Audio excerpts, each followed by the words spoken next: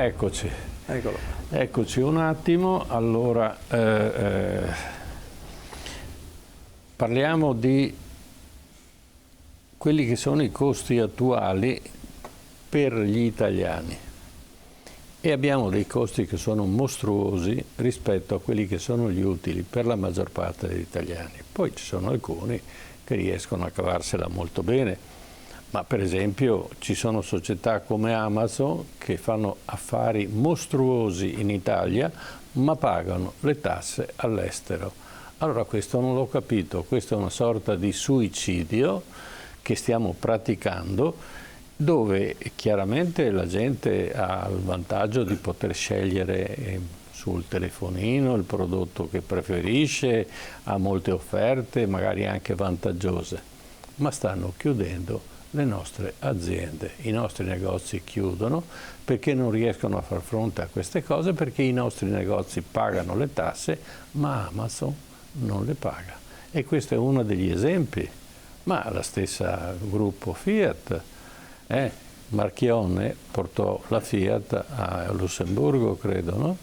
E quindi per quale motivo? Perché giustamente poteva risparmiare e se è lecito farlo lo si fa, ma questa è un'Europa unita o è un'Europa che mi dà la possibilità, se ho capitale, di fare quello che voglio, a svantaggio dei cittadini naturalmente, che sono costretti a pagare le tasse, perché la Guardia di Finanza piuttosto che la Regia delle Entrate va in negozio, gli fa una radiografia e dopodiché tu non hai pagato, ma da Amazon questa radiografia non può essere fatta perché è in regola. Allora, se c'è un governo che ama gli italiani e non vuole sfruttarli, deve fare delle leggi a vantaggio degli italiani e non a vantaggio della speculazione sulla schiena degli italiani. E allora passiamo al prossimo contributo. Caro gas. Caro gas, quanto ci costi? Da mesi l'Unione Europea ripete che bisogna tassare i superprofitti sul gas accumulati dalle maggiori società energetiche operanti in Europa e dirottarne il ricavato al sostegno pubblico di famiglie e imprese in crisi per il caro bollette esploso per la speculazione, per la guerra in Ucraina e per lo stop al gas russo. Ma i risultati finora sono stati a dir poco deludenti. In Italia la tassa sui superprofitti del gas varata da Mario Draghi con il precedente governo è stata un fallimento a causa di norme fiscali scritte male, impugnate all'istante dalle imprese interessate. Sui 10 miliardi e mezzo di gettito previsto, le entrate sono state appena un decimo, somma versata quasi interamente dall'ENI, che però ha annunciato il ricorso. In tutta Europa finora, a fronte di super profitti certi sul gas, la solidarietà dei colossi dell'energia è stata pari a zero. Emblematico in proposito il caso di Equinor, colosso del gas e del petrolio della Norvegia, paese con 5 milioni e mezzo di abitanti, che è diventato il primo fornitore dell'Europa, prendendo il posto della Russia di Vladimir Putin. Così, tra gennaio e settembre, Equinor ha fatto affari d'oro e messo a segno un utile netto di 60 miliardi di euro. Equinor non è l'unico colosso dell'energia però ad aver accumulato profitti record. In base ai report trimestrali, le 4 maggiori compagnie energetiche in Europa nei primi 9 mesi dell'anno hanno accumulato la bellezza di 120 miliardi di euro di utili. Oltre ai 60 miliardi di Equinor ci sono infatti i 30 miliardi di euro dell'anglo olandese Shell, contro i 12 miliardi dello stesso periodo del 2021, i 17,4 miliardi della francese Total Energies e i 16,8 miliardi di Eni contro gli 11 miliardi dei primi 9 mesi del 2021. Che Eni metta a segno dei buoni risultati è comunque già un guadagno per lo Stato, che ne riceve quasi un terzo degli utili. Il 30% delle azioni dell'ente infatti sono di proprietà pubblica. Per questo i 16,8 2,8 miliardi di utili Eni dei primi 9 mesi, circa 5 miliardi sono già destinati all'erario, che di norma non tassa una sua entrata. La manovra economica presentata dal governo Meloni prevede un aumento della tassazione sugli extraprofitti delle società energetiche, che passerà dall'attuale aliquota del 25% al 35% nel 2023, come consentito dal regolamento europeo. Al riguardo cambia anche la base imponibile, non più sul fatturato ma sugli utili. Al netto di quello che si riuscirà a recuperare veramente da questa operazione, si capisce che il purgatorio energetico in cui ci siamo infilati peserà sempre sulle spalle dei contribuenti italiani, che pagano di più gas e benzina.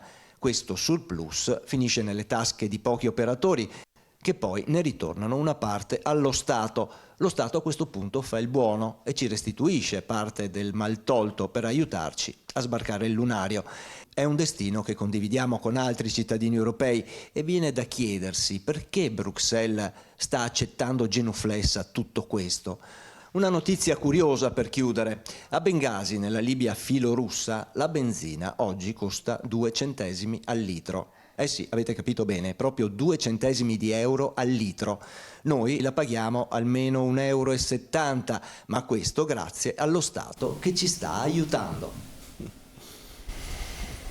Mi pare che c'è qualcosa che non funziona, ma soprattutto quello che può sbalordire i nostri telespettatori: come mai la benzina in certe zone del mondo costano centesimi e invece in Italia costano le vecchie 4.000 lire. Allora, se tutti abbiamo una certa età e ricordiamo l'epoca delle lire che valevano molto, valevano tanto. Adesso che l'euro è così forte, praticamente spendiamo 4.000 lire per un litro di carburante. Allora ci si domanda: riescono a gestire questi governi, e non puntiamo il dito su uno solo, riescono a gestire veramente l'economia, oppure rischiamo di essere in mano a o degli incompetenti o dei competenti che fanno i furbi?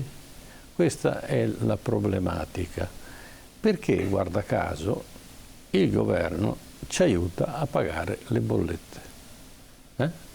Ma come mai? Cui prodest, diceva sempre Cicerone, è la frase più saggia che abbia mai sentito e la uso spesso. Quindi la risposta la chiediamo innanzitutto a Massimo Zanetti.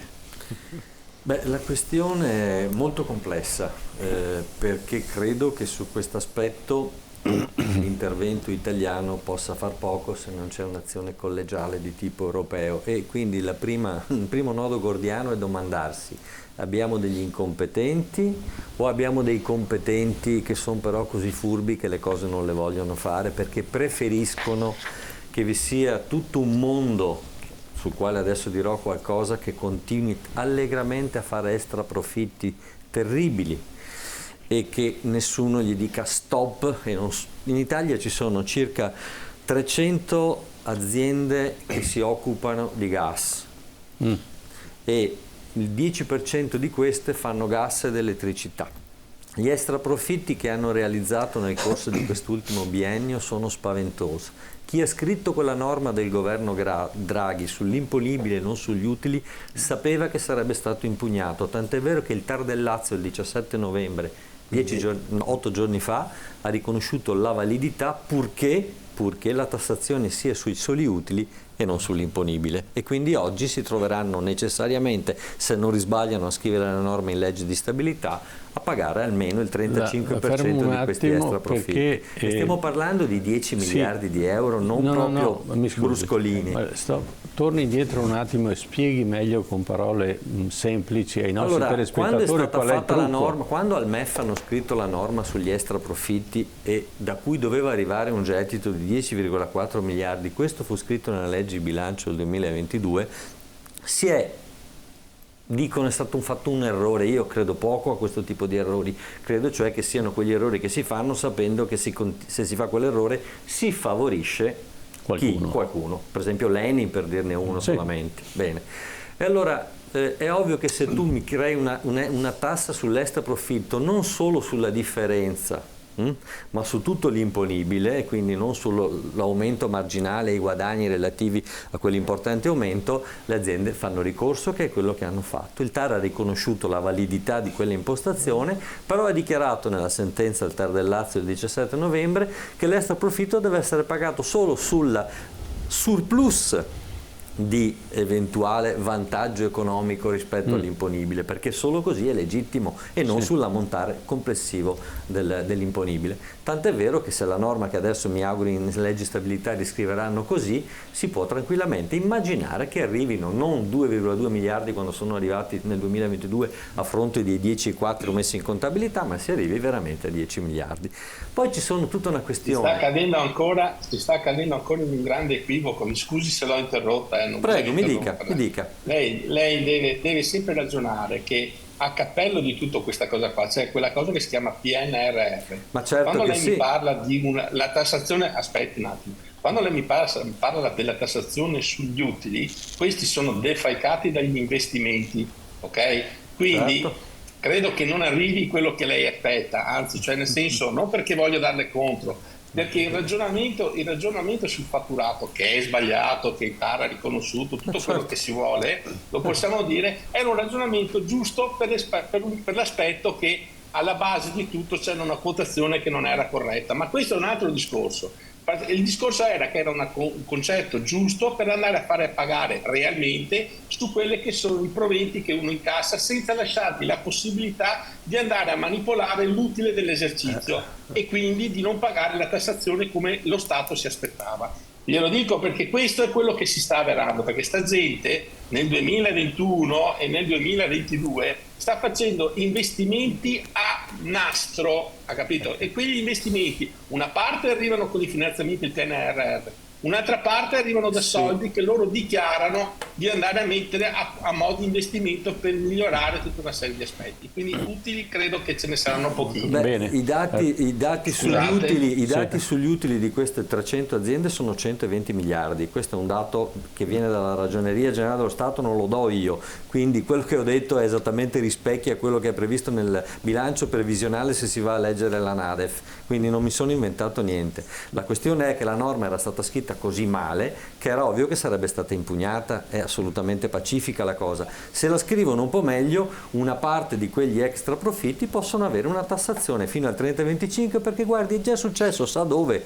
Non nel pianeta Marte, in Germania. In Francia la tassa sugli extra profitti in Germania ha portato 11,2 miliardi di euro sugli extra profitti, in Francia 9,4, in Spagna, che una volta era il fanalino in coda, 7,2, noi abbiamo chiuso nel 2022 con 2,2, quindi se le cose si scrivono bene è più difficile impugnarle, questo stavo affermando poc'anzi, però non è che mi interessa la polemica, mi interessava rispondere al professore, perché la vera questione è che c'è chi in questi anni difficilissmi ha avuto dei profitti pazzeschi. Prima lei citava voglio dire Amazon, ma ce ne sono molti altri, i colossi del web, e che poi hanno i paradisi fiscali dove pagano le tasse, pagano pseudo tassazioni, voglio dire. Allora il problema è che ci vuole una volontà politica, da un lato europea, quindi sovranazionale, e dal lato nazionale, per cominciare a dire che se vogliamo rimettere in pista il nostro paese e non solo, qualcuno le tasse, soprattutto quando fa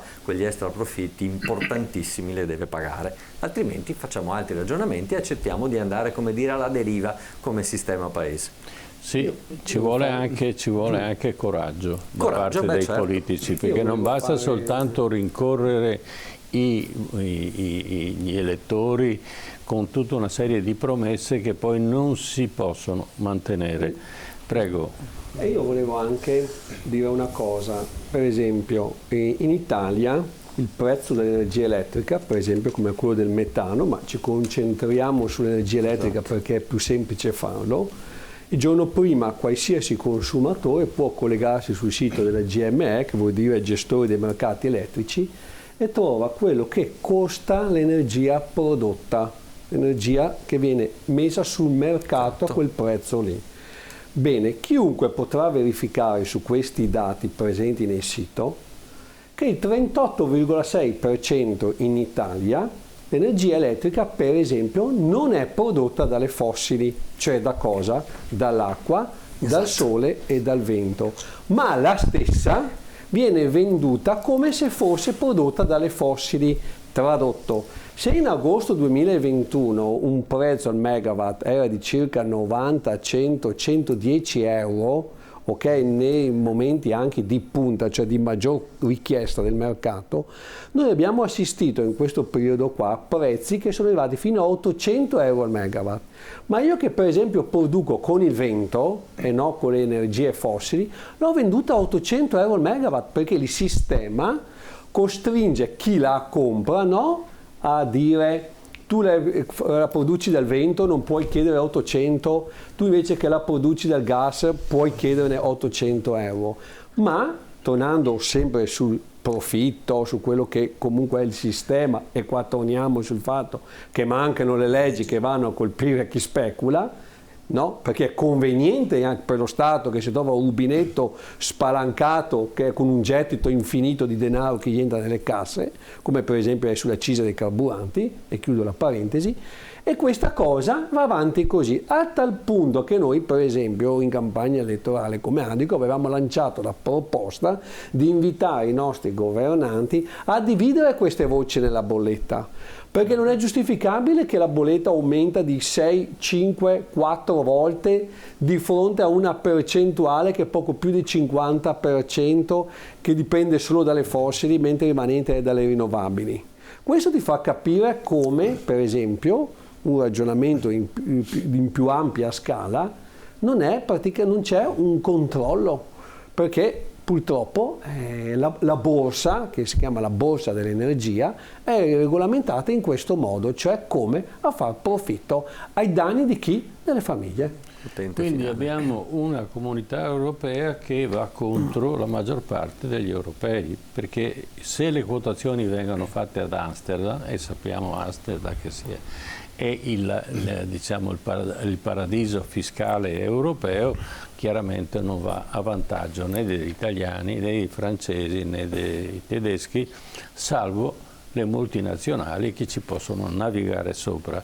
Ma mi domando, noi siamo di basso livello, perché certo che sì, naturalmente parliamo in maniera molto semplice, cerchiamo di farci capire dalle persone, ma i personaggi come la Meloni, Salvini, Berlusconi, che di economia ne conosce molta, no? E perché non ci aiutano ad uscire e fanno una legge contro questi aumenti spaventosi che vanno a colpire quello che parlavamo prima, cioè le pensioni? Uno che ha 500 euro e deve pagare l'affitto e deve pagare l'energia, che sia gas che sia energia elettrica, come fa a sopravvivere? Sì. Questo è il punto. Allora, un nuovo governo che si mette in discussione, come è stato fatto, e dice: noi aiuteremo gli italiani, perché non partiamo da un blocco degli aumenti sconsiderati dell'energia? Questo non riesco a capirlo. Avvocato, cosa mi racconta? È che ci stanno, come dire, bisogna purtroppo fare i conti con delle leggi di mercato, di economia, che sono, come dire, un po' ineluttabili, perché nel ventennio c'erano le leggi razziali, ma non è che si possono accettare. Scusi, ma questa è una legge razziale, sa? No, ma voglio dire, perché discrimina persone povere nei confronti di ricchi che si vogliono arricchire sui poveri. No, ma sì, certo, però c'è un problema di fondo che è economico, nel senso che le risorse di cui parliamo, l'energia elettrica, il gas, per quanto riguarda l'Italia e l'Europa in genere, sono scarse, perché l'Europa non ha giacimenti di gas.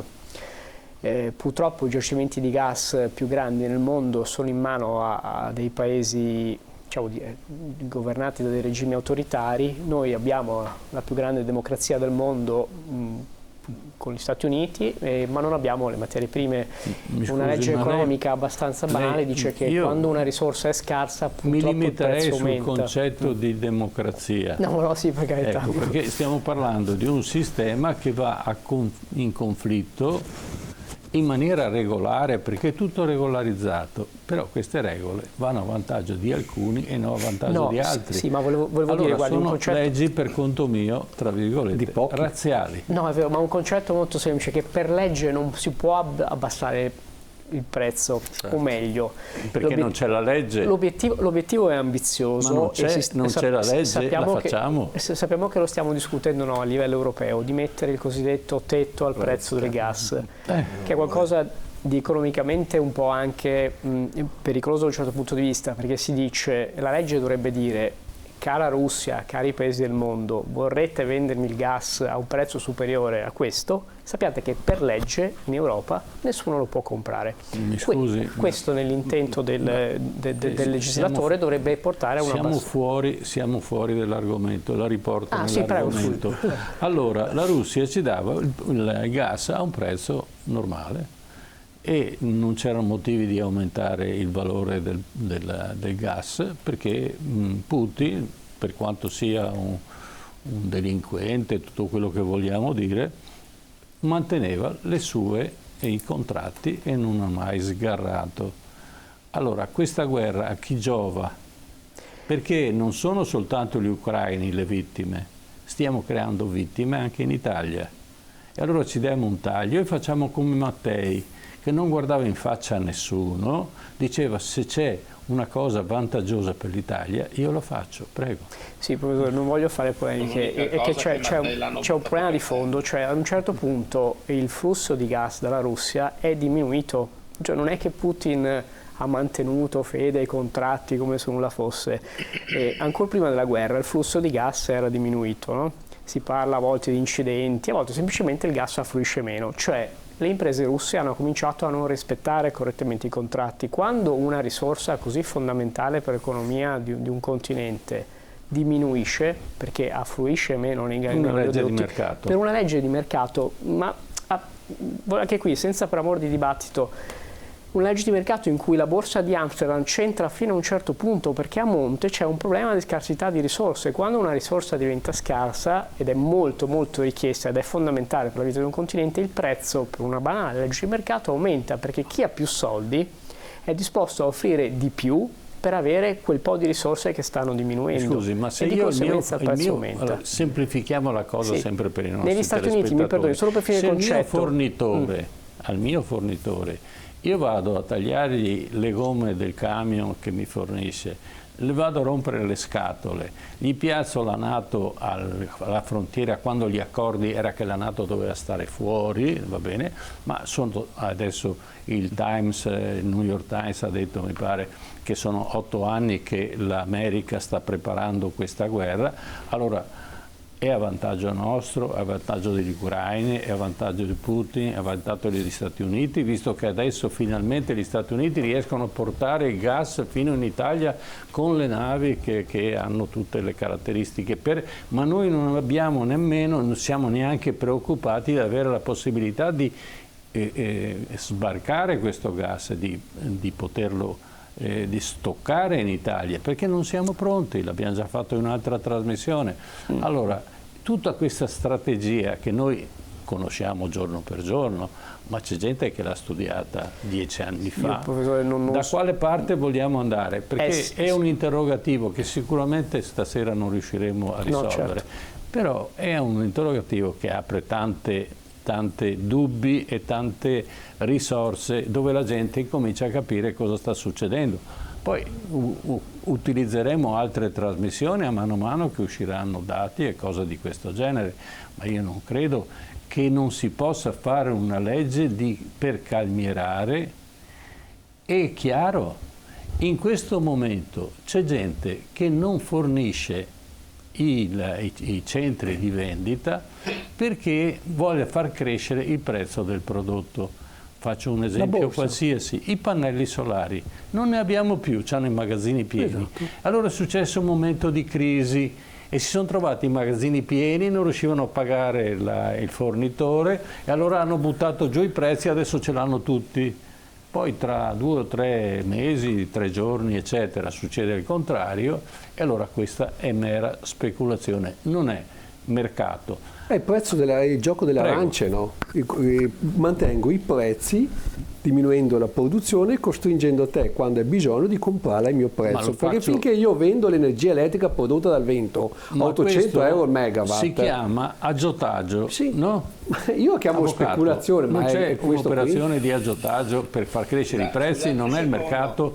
E se io sparo al mio fornitore di gas, porca miseria, posso pretendere da lui che mi faccia lo sconto? Prego. Ma allora la speculazione non è che può riuscire all'infinito, la speculazione ha dei limiti, nel senso che se io speculo così tanto da costringere poi chi dovrebbe comprare a non riuscire più a comprare, è un boomerang che mi si ritorce contro. Non è che la speculazione non abbia limiti, la speculazione, va bene, è connaturata alla nostra forma di mercato, ma non è illimitata. Quello che volevo dire io è semplicemente che ci sono borse dell'energia in tutto il mondo, ce ne stanno anche in Italia. Speculative. Sì. C'è un tempo per speculare, poi quando non funziona più si abbassa il prezzo, nel frattempo ti ho liberato dalla tasca tutti i soldi che avevi.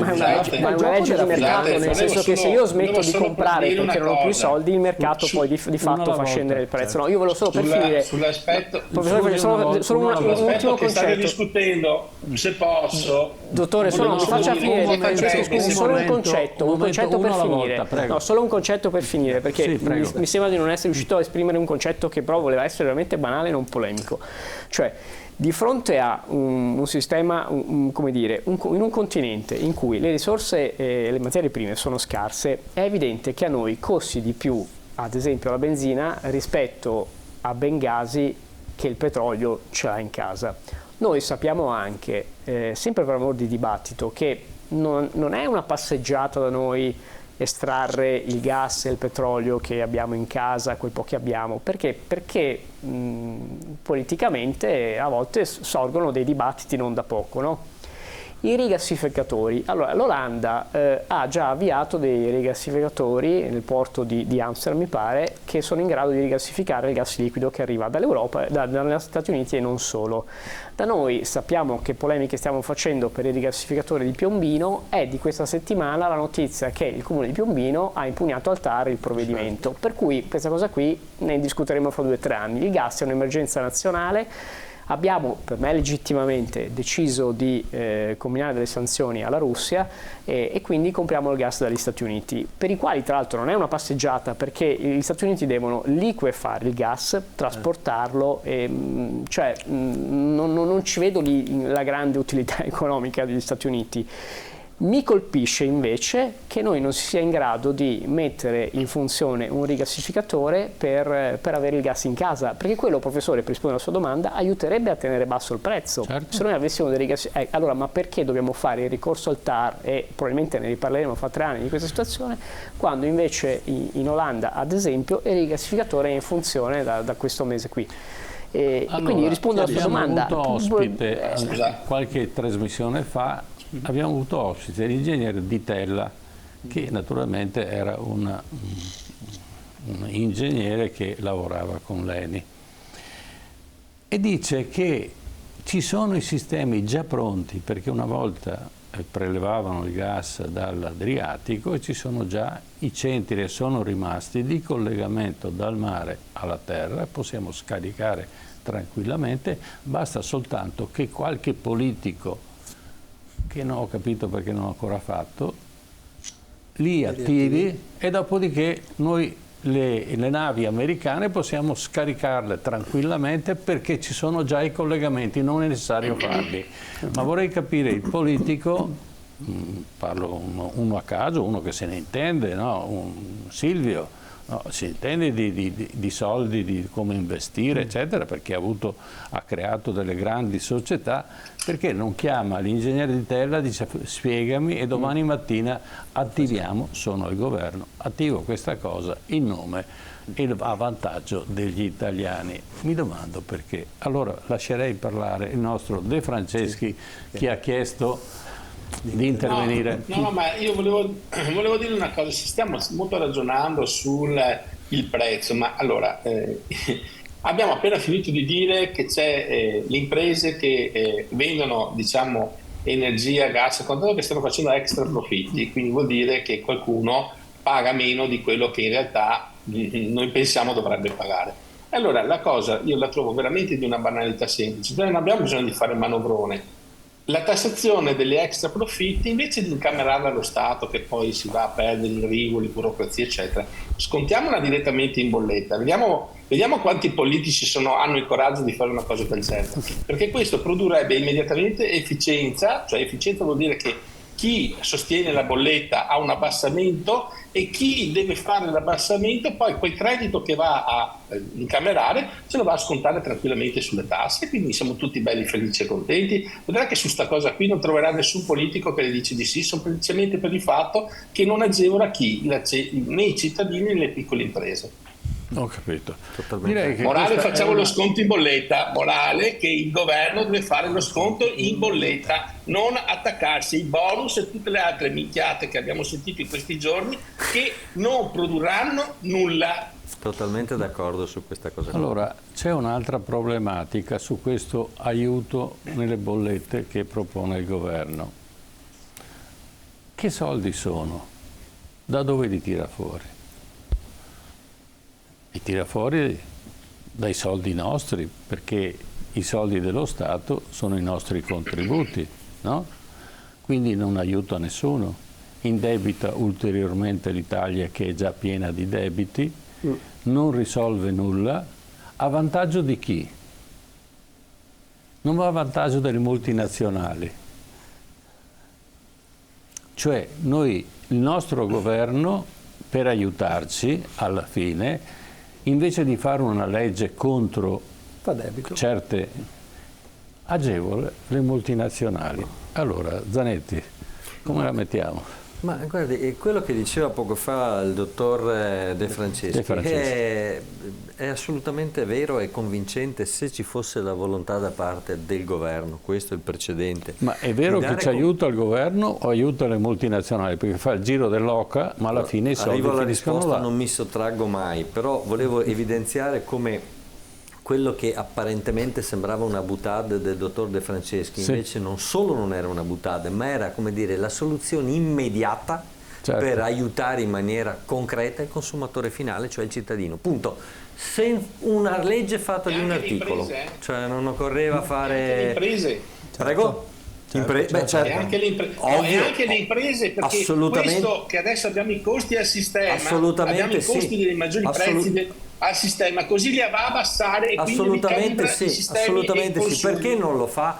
Perché evidentemente non c'è quella cosa che si chiama volontà politica di venire incontro alle vere esigenze di chi è in sofferenza. Questo è il motivo, altre risposte non ce n'ho, perché voglio dire, c'era questa proposta che ha fatto il dottor Franceschi, ma ce n'erano anche altre, ma non c'è la volontà di andare verso questa direzione e quindi si preferiscono utilizzare forme che io direi che ne abbiamo abbastanza, e cioè quelle dei bonus, che sono assolutamente inopportune perché non risolvono alla radice un problema che non ci trascineremo per poco tempo.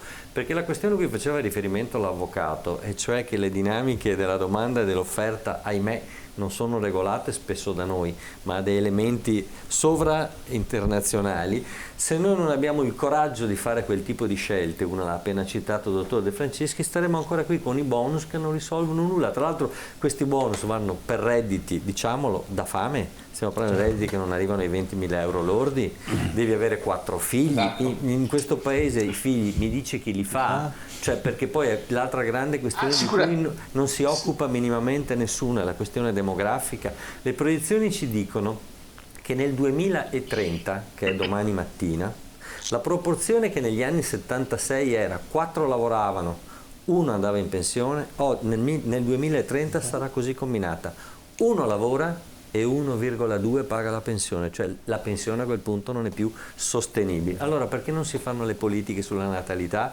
Perché non si fanno le politiche demografiche che vanno nella direzione di immaginare che questo paese abbia un futuro, e il cui futuro, guardi, è dettato anche dal fatto che quando i giovani sono bravi e sono di qualità, per trovare lavoro non devono scappare, devono stare qui, ma per stare qui devono prendere un reddito decente. Non può essere accettabile che uno che esce, che è una eccellenza, va avanti a borse di studio a 600 euro al mese fino a che ha 40 anni. Queste sono le questioni che dobbiamo affrontare, altrimenti continueremo a balloccarci sulle discussioni del sesso e gli angeli senza vedere quelli che sono gli anelli non più deboli, debolissimi della catena, e su questo punto non c'entra l'ideologia, perché che il problema demografico ci sia e sia violentissimo, lo diceva il governo Draghi, lo diceva il governo Conte, lo diceva forse il governo quello di prima di chiunque c'è stato, e lo dirà sicuramente anche la Meloni, però le strategie politiche ed economiche per dare un cambio di passo le vede e ci sono, sa. Basterebbe fare quello che fa la Germania, la Francia, la Spagna, persino la Grecia, che ha 11 milioni di abitanti, più o meno come la Lombardia. Non c'è la volontà politica, punto. Non la capacità. No, scusati, non c'è proprio la volontà, punto. La volontà politica è un termine ormai diventato banale. O abbiamo dei delinquenti o abbiamo degli incapaci. Noi abbiamo 170.000 giovani laureati o comunque di alto livello che se ne vanno dall'Italia. Abbiamo 100.000 immigrati all'anno, cioè abbiamo più gente che scappa, trasmissione della settimana scorsa. Ecco, e quindi noi stiamo spendendo, impegnando miliardi nella scuola, nell'università, in tutta la classe, e creiamo delle figure importanti che trovano mi rimedio. Permette di fare una narrazione, dura 30 secondi. Il 1° ottobre mio figlio si sposa a Roma, chiama come testimone di nozze un ragazzo di 40 anni come mio figlio, che è capo del Dipartimento della Ricerca Biomedicale Epatica a Filadelfia. Questo ragazzo si è laureato all'Università di Padova in biotecnologie, ha fatto poi il master e se lo sono rubato perché qui lavorava all'età di 27 anni a 400 euro al mese a borsa di studio per 3 anni. Sì. Lo hanno chiamato in America, io non ho il coraggio di dirle cosa guadagna questo signore. Lo dica ai nostri telespettatori. Io credo che lei non ci crede, lui guadagna $1 milione l'anno perché ha finanziamenti pari ai 650 milioni di euro dalle case farmaceutiche importanti, perché ha scoperto una proteina che è quella che evita la metastazzazione del fegato. E mi diceva questo ragazzo, se andate in internet vedete Marco Crosariol, non vi racconto nulla di anomalo, è tutto testabile e verificabile, mi dice: ma guarda Massimo, che io ti potrei parlare di decine se non di centinaia di ragazzi nel campo dell'astrofisica, della matematica, dell'ingegneria, dell'informatica, del campo, che sono fuggiti perché lì starebbero a 40 anni a 1.000 euro al mese. No, non le pare che sia un problema da affrontare? Anche perché ci è costato per laureare quel signore, oltre alla sua famiglia, a noi tutti cittadini, 120-130 mila euro, perché quelli sono i costi che deve sostenere una famiglia per portarla alla laurea. Ma questo non lo sanno i politici, certo che lo sanno, ma non fanno le cose che servirebbero per metterlo nelle condizioni di stare qui. Questo è il costo della famiglia, ma teniamo presente il costo dell'istituto scolastico, cosa incide. E qua capisci che la logica è... Allora, se le cose le so io che sono cretino, mi perdoni, parlo per me, se le cose le so io che sono cretino, mi vuole dire che chi governa questo paese queste cose non le sa? Certo che le sa. Allora lei dice non le piace la volontà politica, allora c'è un elemento di stupidità che ci porterà ad essere un paese che evidentemente è destinato a diventare non di serie B, di serie Una Z. volta noi avevamo un marchio che si chiamava Made in Italy, era un'eccellenza invidiata da tutto il mondo, esportata in tutto il mondo ed imitata da tutto il mondo. Oggi questo marchio è diventato quasi è come andare un po' al mercato delle banane, dove tutte le migliori aziende, le migliori eccellenze sono state praticamente pressoché cedute o acquisite da investitori esteri. E questo purtroppo fa capire l'incapacità che noi e la politica abbiamo avuto a sostenere quello che sapevamo fare meglio, perché poi si spazia su tutto, ma in un sistema chiamato impresa, che non è supportato anche da un sistema dove la burocrazia ti aiuta e ti semplifica la vita, è una giustizia che ti dà tempi certi e pena certa, capisce che le cose non potranno mai funzionare, perché solamente un kamikaze oggi può venire qua investire, trovarsi di fronte a autorità, enti, province che non si capisce se province, città metropolitane, ministeri, attività portuali, beni ambientali, tutele dei patrimoni, regioni, province, comuni, camere del commercio, e avanti e indietro, non capisci mai dove vai a finire, e poi alla fine ti trovi sempre con i passacarte da un ufficio all'altro là in attesa e di nonostante capire. questo siamo comunque la seconda impresa manifatturiera d'Europa e nel quarto quadrimestre stiamo veleggiando a più 17,74 rispetto all'anno precedente, che vuol dire che se ci mettessero nelle condizioni di avere quello che dice lei non ce ne sarebbe per nessuno. Perché noi siamo forti sulle esportazioni, sulle nostre cose, L'ho appena abbiamo detto, una 17,79% ricchezza, un patrimonio, nel è una quadrimestre tradizione attuale. che è invidiabile, ma come dice lei professore, non abbiamo una classe politica che ha la capacità, io dico, di capire quello che sappiamo fare bene e di incentivarlo affinché questo venga sviluppato. Perché fin tanto che abbiamo banche che sono detentrici del debito pubblico, ostaggi della finanza e mettono sempre i bastoni tra le ruote di chi vuole fare impresa, di chi vuole investire, e abbiamo un sistema economico che premia chi non paga le tasse, chi fa il farabutto o chi ricorre alle casse integrazione, e non premia chi investe, chi assume, chi si sviluppa, chi aumenta i fatturati, è chiaro che saremo sempre un po' qua a leccarci le ferite e a capire cosa non funziona. Certo. Io mi ricordo, ed è una delle cose che mi dispiace di più perché accuso sempre un po' l'italiano di avere la mente corta, no? Quando anni fa avevamo l'IVA al 20% e pensavano di voler mettere una patrimoniale sopra il reddito di 500.000 euro. Là c'è stato il problema che c'è i giocatori di calcio, una categoria che aveva l'ingaggio al netto, perché i giocatori di calcio è l'unica categoria al mondo in Italia, in giro in tutto il mondo, che hanno un ingaggio netto, percepisce 1 milione di euro, quello è netto, e si sono trovati a dire no, io non posso pagare una patrimoniale. Le società di calcio hanno detto no, ma non possiamo pagartela noi.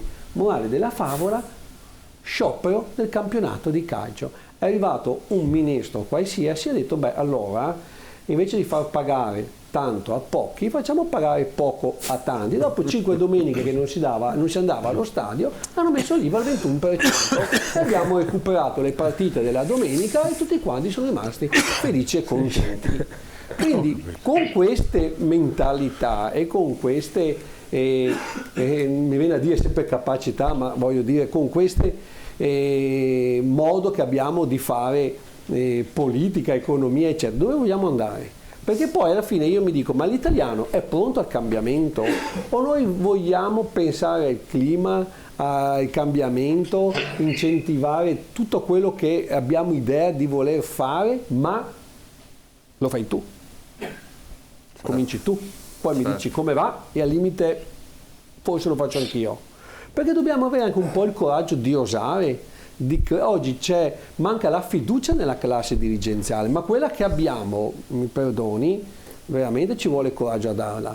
Noi ricordiamoci che l'ultimo governo è caduto perché qualcuno ha presentato l'idea di fare un inceneritore a Roma. Sì. È caduto il governo dei migliori, sì. Perché mentre si discuteva sul decreto aiuti qualcuno gli ha rifilato l'inceneritore a Roma perché preferiamo, io ho letto come smaltiscono le immondizie a Roma, fanno una buca, impermeabilizzano, buttano e coprono. Poi smaltiscono le immondizie quando a Roma. La fanno. Perché hanno le discariche piene. Cioè vogliamo andare.